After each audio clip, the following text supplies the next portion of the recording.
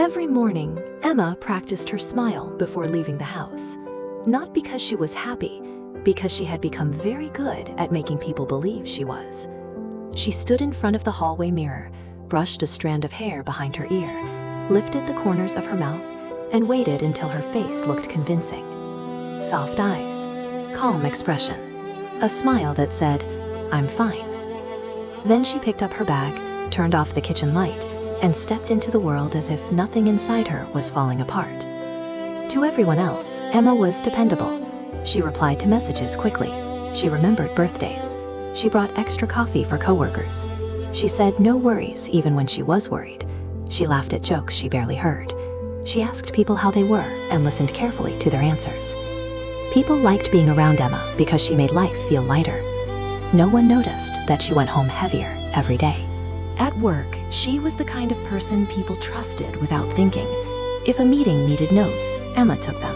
If someone forgot a deadline, Emma reminded them gently. If a coworker looked upset, Emma noticed before anyone else. "Are you okay?" she would ask, and she always meant it. But whenever someone asked her the same question, Emma smiled. "I'm just tired." It was a useful sentence. People understood tired. Tired did not require explanation. Tired did not make people uncomfortable. Tired could be solved with sleep, tea, or a weekend. So Emma used it often. "I'm just tired."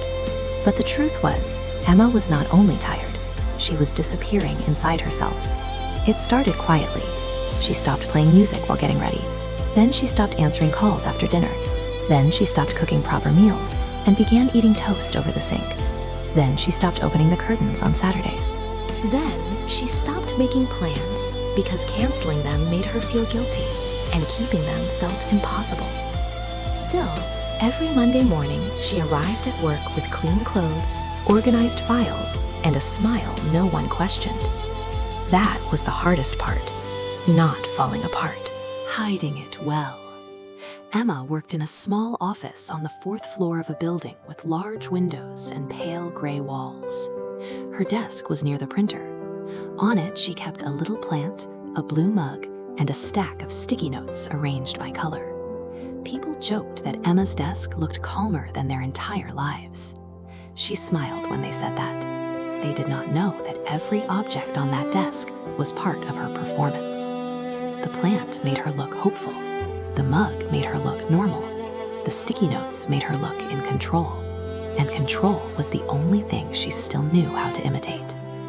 At 10:15 every morning, Emma went to the bathroom. Not because she needed to, because it was the only place where no one expected her to smile.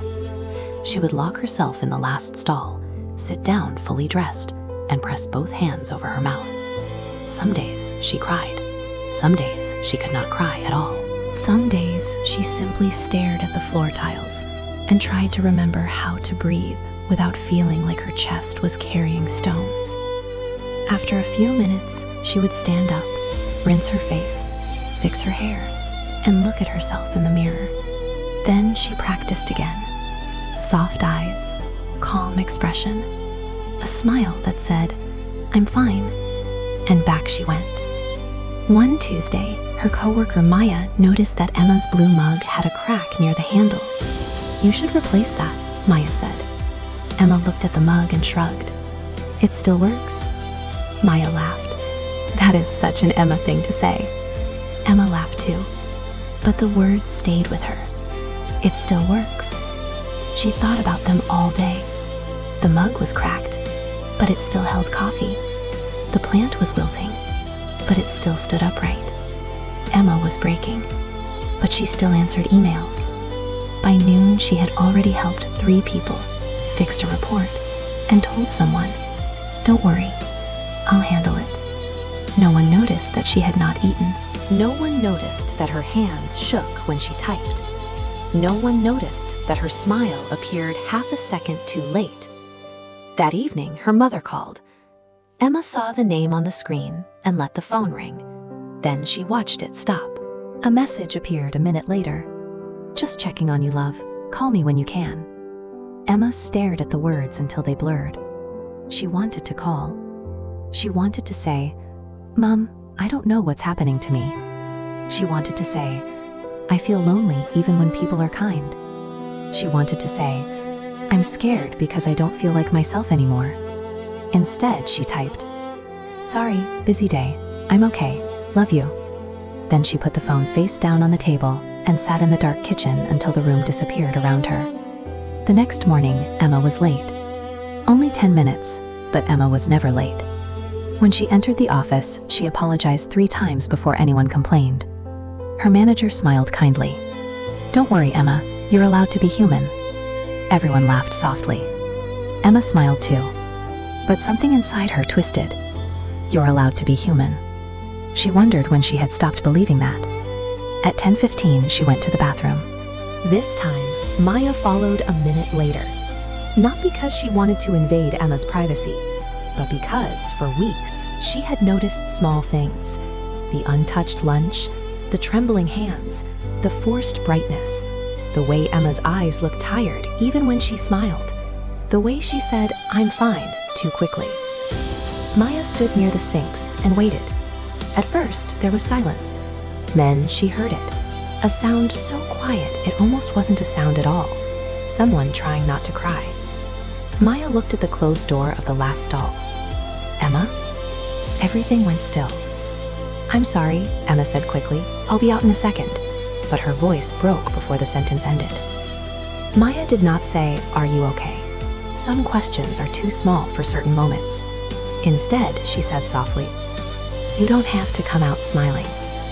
For a few seconds, nothing happened. Then the lock clicked. Emma opened the door. Her eyes were red. Her face was pale. Her carefully practiced smile was gone.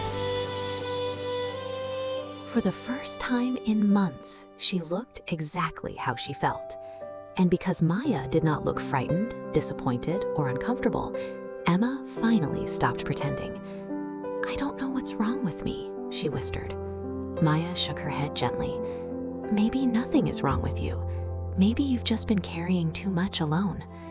Those words did not fix Emma, but they found her. And sometimes being found is the first breath after a long time underwater. Maya brought her to a quiet room near the end of the hallway. She made tea neither of them drank. Emma sat with both hands wrapped around the warm cup, staring at the steam. For a long time, she said nothing.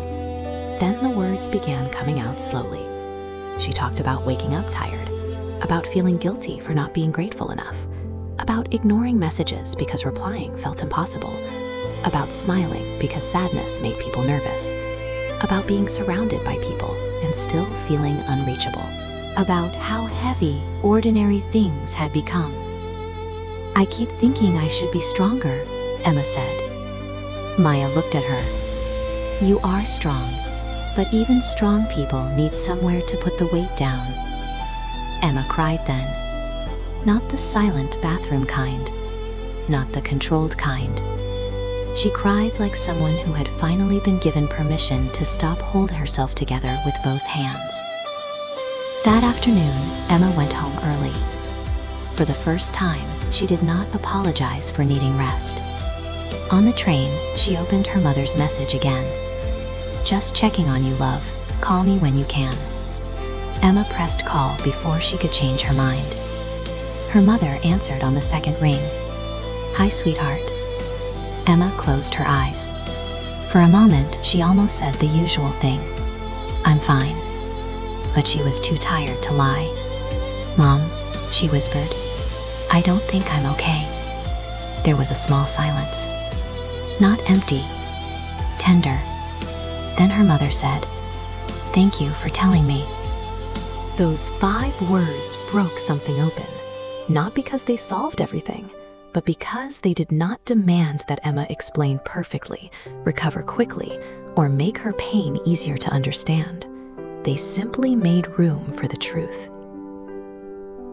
Over the next few weeks, Emma's life did not transform into something perfect. She still had difficult mornings. She still cried sometimes. She still had days when the world felt too loud and her own heart felt too far away. But she stopped hiding every part of it. She told her manager she needed support. She started speaking to someone professionally. She let Maya sit beside her at lunch without pretending she was hungry. She called her mother on Sundays, even when all she could say was, "Today was hard." And slowly, very slowly, she began to understand something. Healing did not always feel like happiness. Sometimes healing felt like answering the phone, opening the curtains, eating a proper meal, letting someone see your face before you fixed it, saying, "I'm not okay," and discovering that the world did not end. One morning, Emma stood again in front of the hallway mirror. She brushed a strand of hair behind her ear. For a second, out of habit, she tried to practice her smile. Then she stopped. She looked at herself carefully. There were shadows under her eyes.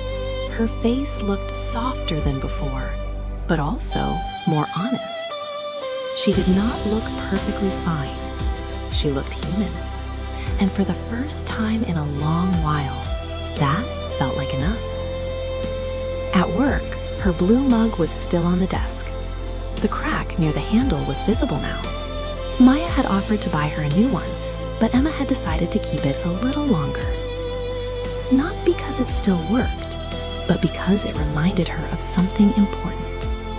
A thing can be cracked and still deserving of care. A person can smile and still be suffering. A quiet heart can be asking for help without knowing how to say the words. At 10:15, Emma walked to the bathroom, but this time she did not go there to cry alone. She went to wash her hands. When she looked in the mirror, she did not practice. She breathed. And when she returned to her desk, Maya looked up. Tea later, Emma smiled. Not the old smile, not the practiced one. A smaller smile, a real one. "Yes," she said, "I'd like that." And for once, she meant it. Because sometimes the people who seem the strongest are not asking to be admired. They are hoping someone will notice they are tired. Sometimes the person who makes everyone else feel safe is silently waiting for someone to become safe for them. And sometimes the most loving thing we can say is not, "You look fine." It is, "You don't have to pretend with me." So if someone in your life always smiles, always helps, always says they are okay, look a little closer. Not with suspicion, with tenderness. Because not every cry is loud. Not every pain has a name people can see.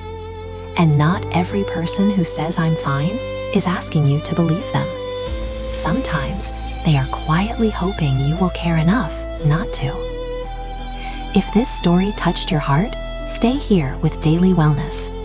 Every week, we share quiet stories about emotions people often hide, the pain we sometimes overlook, and the gentle ways we can begin to see each other again. May we all learn to notice the people who smile while carrying more than they can say.